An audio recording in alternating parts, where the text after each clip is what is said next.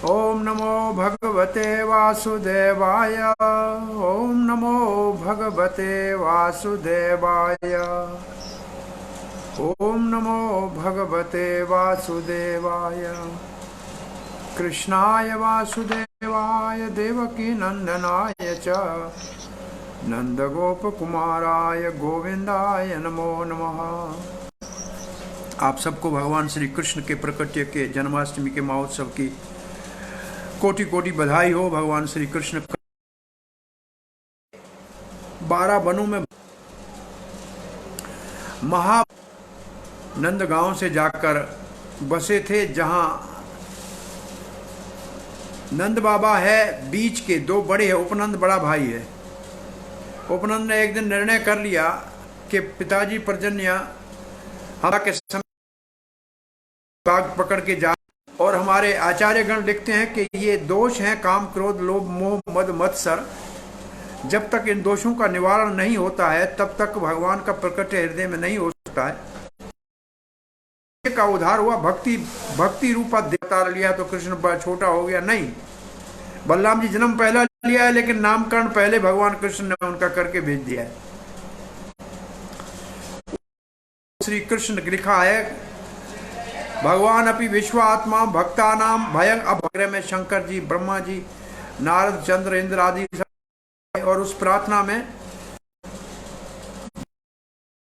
7वें मनवंतर, ये जो हमारा मनवंतर है विवस्वत मनवंतर के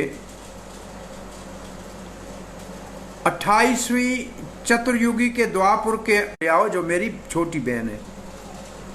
और वसुदेव आज्ञा का पालन करके लेके निकला है तो हथकड़ियां खुल गई है, दरवाजे खुल गए हैं, चौकीदार सो गए हैं। ये सब योग माया ने किया भगवान की लीला के लिए। वहां से बच्ची को उठा के वापस आए और बोला मेरा नाम पूर्णमासी है, मैं अवंती का नगर उज्जैन से आई हूँ।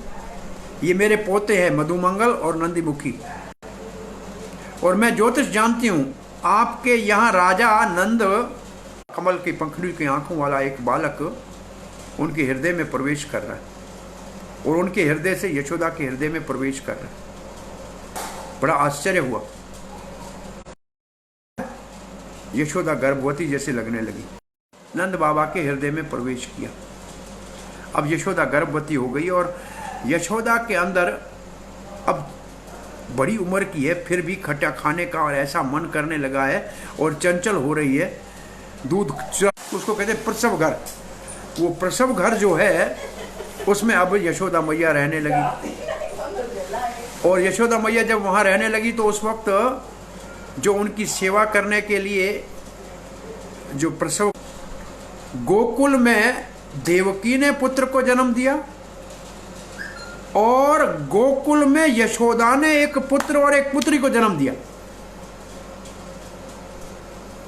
तो वहां भी तैयारी हो रही थी। अब आपको बताया कि वहां पुत्र और पुत्री ने जन्म दिया। विश्वनाथ चक्रवर्ती ठाकुर और जीव गोस्वामी कहते हैं, सारे शास्त्रों से उल्लेख निकालकर, एक तो नंद बाबा ने जात कर्म संस्कार किया, मतलब मां के साथ बच्चे का जो संबंध होता है वो नाड़ा काटा। तो वसुदेव नाड़े के साथ तो बच्चे को नहीं लाए होंगे, इसका मतलब बच्चे का जन्म यशोदा के यहां हुआ। और दूसरा, भगवान ने कहा कि आप मेरी योग माया छोटी बहन होकर नंद के घर में जन्म लेना।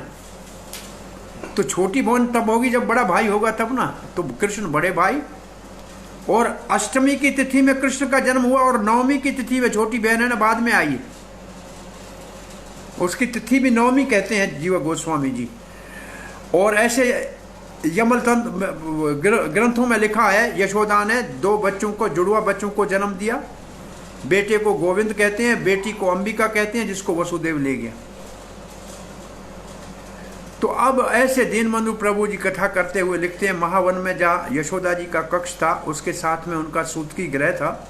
वहाँ यशोदा की देखभाल करने वाली जो सेविका थी, जो प्रसव कराने वाली थी, वो शाम के समय कहीं चली गई, और उसी दिन सुबह नंद बाबा ने स्वप्न देखा। नंद बाबा ने स्वप्न देखा कि यशोदा की गोद में एक बालक नीलमणि खेल रहा है। बड़े घुंघरालू बाल हैं, आंखें कमल की पंखड़ियों जैसी हैं, ये नीलमणि और यशोदा मैया ने भी स्वप्न देखा कि नंद बाबा की गोद में एक छोटा नीलमणि बैठा है। दोनों ने आपस में बात किया। सांडल ऋषि ने कहा आज रात को बालक का जन्म होगा।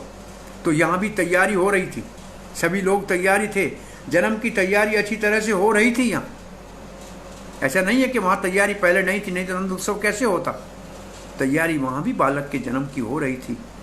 और योग माया ने सबको यहाँ सुला दिया। वसुदेव जी आए तब तो वो जो सेविका थी जो प्रसव का काम करना था वो शाम को गई। उसने कहा थोड़ी देर में आराम कर लूँ क्योंकि पता नहीं किस वक्त बालक का जन्म हो। तो वो सो गई तो उसको नींद आ गई। योग माया ने उसको सुला दिया, उसको सुला दिया। अब यशोदा मैया को तो ऐसे लगा कि अब मेरे को प्रसव होने वाला है, अब कोई और नहीं है, अकेली मैया है तो बड़ी उम्र की, पक्की उम्र की, लेकिन बच्चा अभी तक कभी हुआ नहीं है। और जन्म हुआ बच्चे का। यशोदा थक गई उससे।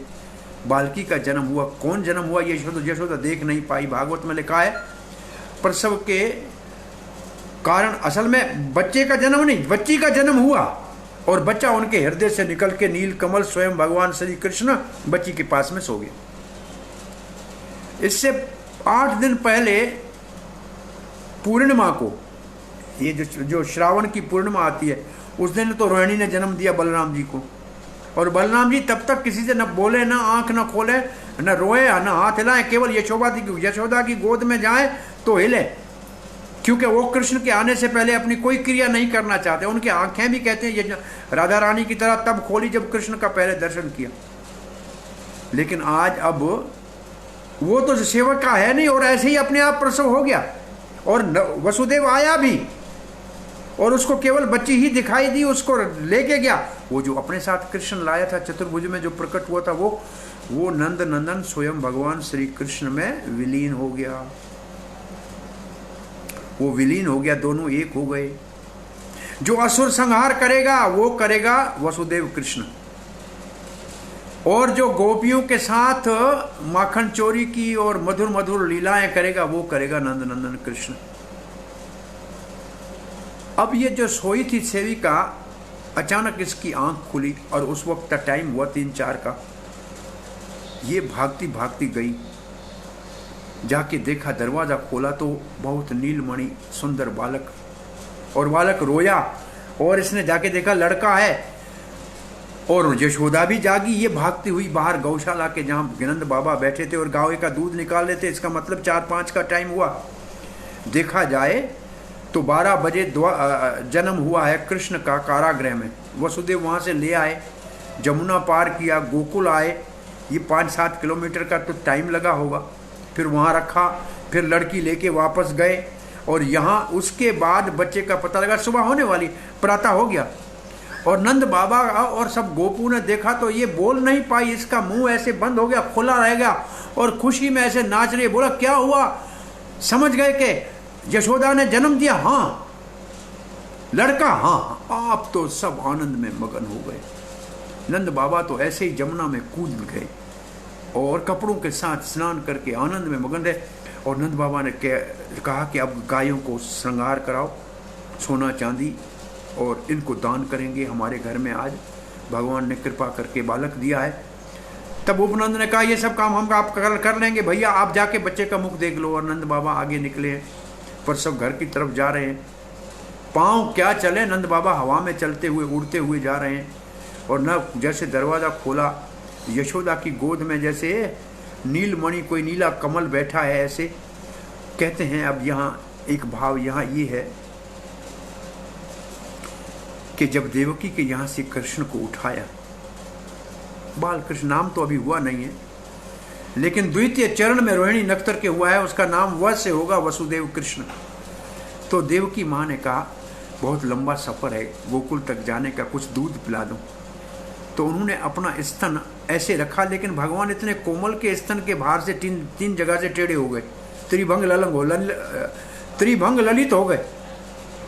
और यशोदा ने, देवकी ने दूध एक बार पिलाया भगवान को, क्योंकि ये द्वारका लीला में आएगा कि जब कृष्ण और बलराम अपनी माता को पाँव पड़ने के लिए गए तो देवकी ने कहा कि आपने सांदीपनि मुनि का बेटा तो मरा हुआ वापस लाया था, मेरे 6 बेटे कब वापस ला के दोगे, मैं उनको देखना चाहती हूँ। और कृष्ण बलराम सूतल लोक में जाकर और बलि महाराज से उन 6 बच्चों को लाए जो वहां असुर थे। और उन 6 बच्चों को जब वापस लाए तो देवकी माँ ने देखा तो देवकी के हृदय में स्तन में दूध आ गया। देवकी ने उनको लेके अपनी गोद में दूध पिलाया और भगवान का प्रसाद पिया, क्योंकि देवकी ने एक बार दूध पिलाया था, तो वो प्रसाद पिया तो वो वापस देवता होके मरीचि के पुत्र बने। और यहां इस सेविका ने, जो मिडवाइफ थी, नर्स थी, उसने बच्चे को उठा के यशोदा के स्तनपान करने के लिए रखा। और ऐसे भगवान श्री कृष्ण का जन्म स्वयं भगवान का नंदनंदन के रूप में कैसे हुआ गोकुल में, और वसुदेव कृष्ण कैसे हुए मथुरा के कंस के कारागृह में, और फिर नंदस्तु आत्मजा उत्पन्ने, आत्मजा का मतलब बेटा। ब्रह्मा जी स्तुति करते कहते हैं पशु पंकज, पशुपालिक नंद का बेटा। और सुखदेव महाराज कहते हैं गोपी सुतः, गोपी का बेटा। ऐसे शास्त्रों में प्रमाण से मिलता है कि यशोदा के यहाँ, नंद के यहाँ नंदनंदन कृष्ण, ये जो स्वयं भगवान है उसका प्रकट हुआ है। और चैतन्य चरितमृत में तो स्पष्ट लिखा है कि जब नेम से भगवान श्री कृष्ण के प्रकट्य का समय था, उस वक्त धरती के भार उतारने के लिए प्रार्थना की गई पृथ्वी के द्वारा ब्रह्मा जी के लेकर, तो दोनों भाग्य से एक ही समय था, इसलिए भार हरने वाला वसुदेव कृष्ण स्वयं भगवान नंदनंदन कृष्ण में विलीन हो गया। और इसी को कहते हैं पूर्ण अवतार, जिसमें सारे अवतार अपने आप पहले से ही समाये होते हैं। और फिर कहते हैं कि ये नंदनंदन श्री कृष्ण जो है, इसका उद्देश्य न तो असुरों को संहार करना है, न ही पृथ्वी का भार उतारना है। नंदनंदन कृष्ण तो अपने साथ ग्वाल बालों को लाते हैं, गोपियों को लाते हैं, बड़े बड़े गोप नंद उपनंद आदि को लाते हैं, और उनके संग प्रेम का विहार करते हैं। बस क्या करते हैं, कहते हैं जो मेरे को भगवान समझ के हाथ जोड़ के वेद की प्रार्थना करते हैं, उससे मैं इतना प्रसन्न नहीं होता हूँ, मेरा प्रेम नहीं उत्पन्न। लेकिन जो मुझे बेटा मानता है, मुझे सखा मानता है, मित्र मानता है, मुझे अपना प्रेमी मानता है, और मुझे समझता है ये बेचारा कमज़ोर है, इसकी हम पालन करेंगे, ये मेरे बराबर है, सखा समझता है। और प्रिय से जो प्रेम करती हैं, वो जब मेरे से झगड़ा करती हैं, मान करती हैं, वो मेरे को अपने बस में कर लेती हैं। तो वहाँ कबीराज गोस्वामी लिखते हैं भगवान श्री कृष्ण, उनके अवतार का मुख्य कारण जो है वो है राग मार्ग से कृष्ण प्रेम, उसका निमंत्रण देना, प्रेम की पाठशाला खोलना, और जिसके अंदर शुद्ध कृष्ण प्रेम की शिक्षा देना। और ये अभी थोड़ी देर पहले एक सत्संग हो रहा था, उसमें ये प्रश्न पूछा कि ये बातें सब लोगों को मालूम क्यों नहीं है। इस बात का उद्घाटन भगवान श्री चैतन्य महाप्रभु के अवतार के बाद हुआ।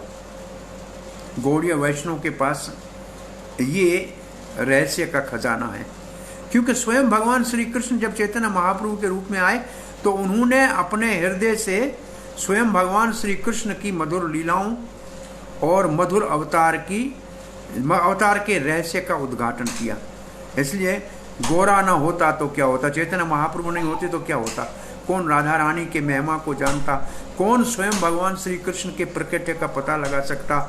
तो ये चैतन्य महाप्रभु की अनुपम कृपा है, और श्रील प्रभुपाद ने उस कृपा को पूरे विश्व में ऐसे बांटा है कि कल प्रभुपाद जी का भी व्यास पूजा और आविर्भाव की तिथि है, नंद उत्सव के दिन, कल नंद उत्सव का दिन होगा।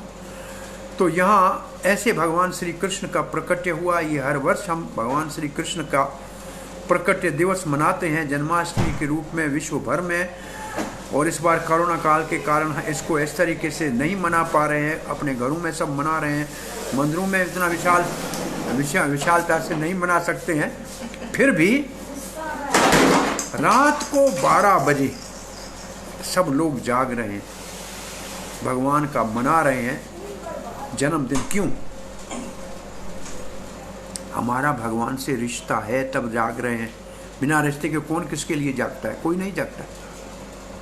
तो भगवान से हमारा संबंध है और ये जन्माष्टमी हमारे संबंध को दोबारा अपने संबंध को भगवान के साथ स्थापित करने का दिन है।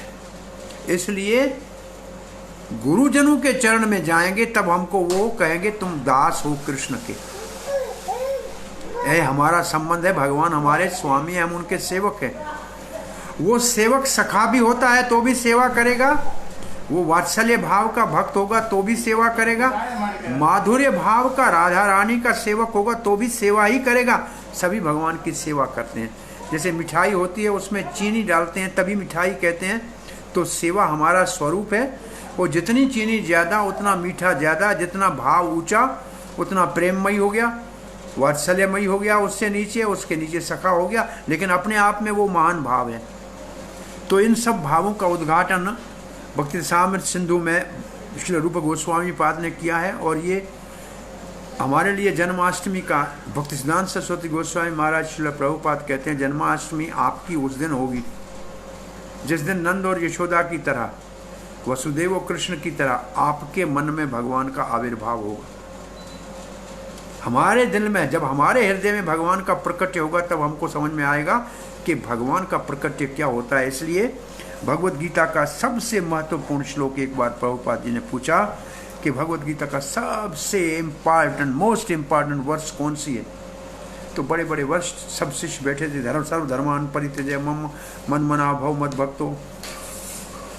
उस दिन प्रभुपाद ने कहा सबसे इम्पॉर्टेंट वर्ष है जन्म कर्म च मे दिव्यम एवं यो वेति तत्वतः त्यक्त्वा देहम पुनर्जन्म नैति मामेति सो अर्जुन।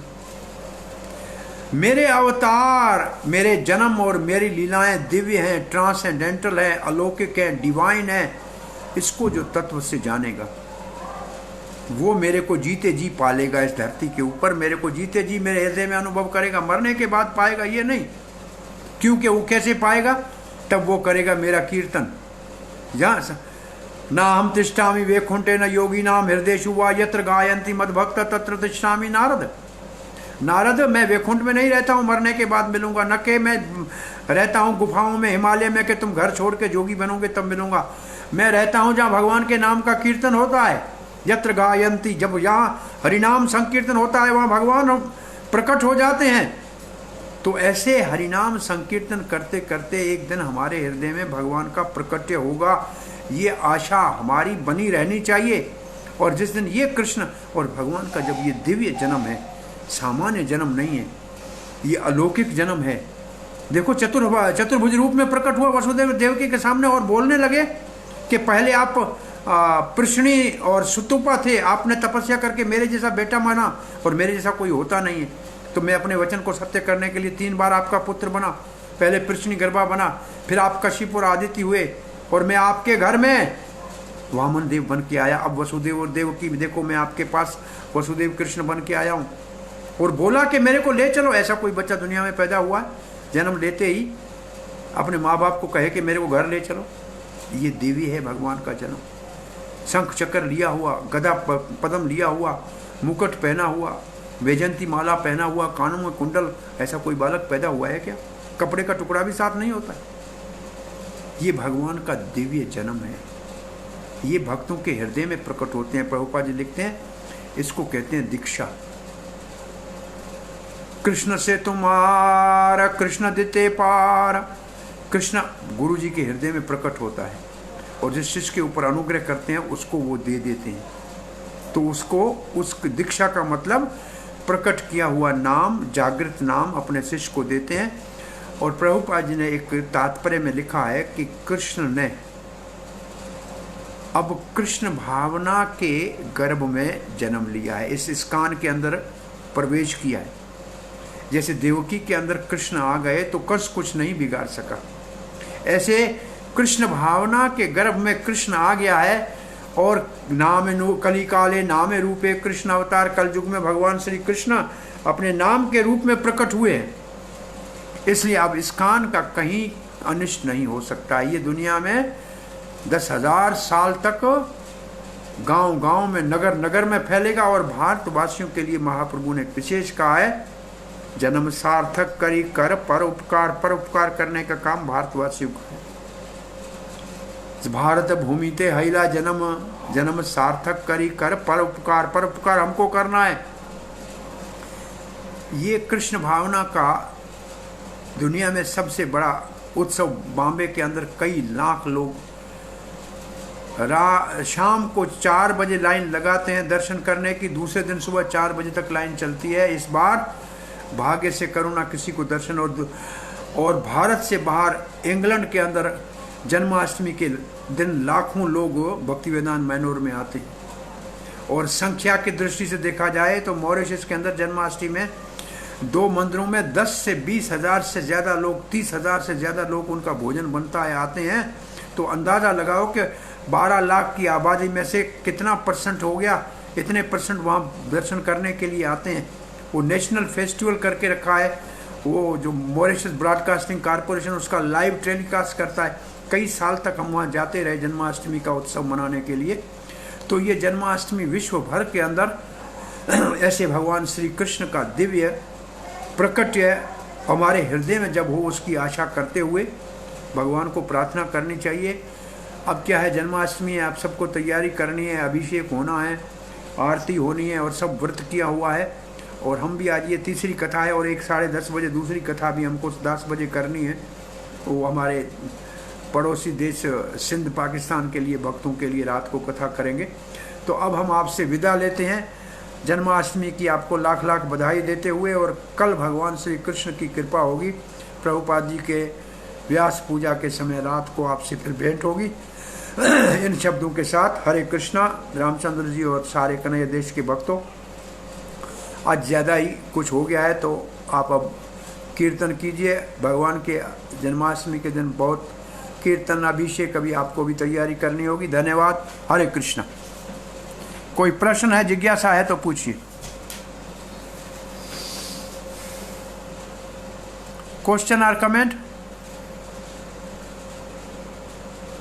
और मैं बहुत फास्ट कथा की, यही कथा 1.5 घंटे में भी हो सकती है।